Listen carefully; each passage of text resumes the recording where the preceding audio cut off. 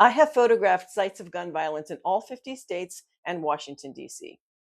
I have photographs from sites of mass shootings and school shootings that we're all familiar with, like this photo I took in Las Vegas, Nevada, and this one from Pulse nightclub in Orlando, Florida. This photo I took at Sandy Hook in Connecticut, and this one at Columbine in Colorado.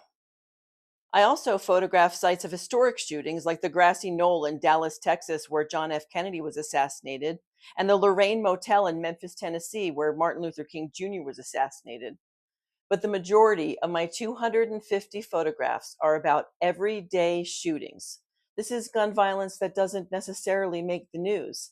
Things like suicide, police brutality, domestic violence, violence against police, and accidental shootings.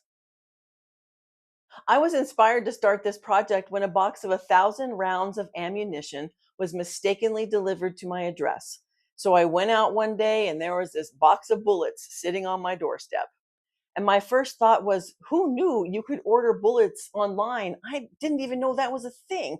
And my second thought, as a former art teacher and someone who sees almost everything as potential art supplies, was I need to make art with this.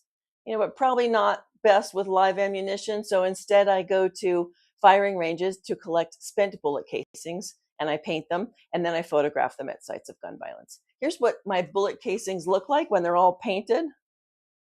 I've got about 5,000 of these in various sizes, painted in about 40 different colors. So, aside from first responders, I have been to and studied more sites of gun violence than anyone else. And, along the way, I learned quite a bit. I learned a lot about guns, gun violence prevention, US gun culture, and the various positions that all the sides of the gun debate in America hold. And here's what I want you to know. Our best hope, America's best hope, our greatest hope of moving away from gun violence is a strategic cultural shift. And, I have a few ideas that might help us get there. I'll give you a preview. It starts with every single one of us expanding our thinking to match the scope of the problem. I look forward to sharing details with you about this and also showing you more of my photographs.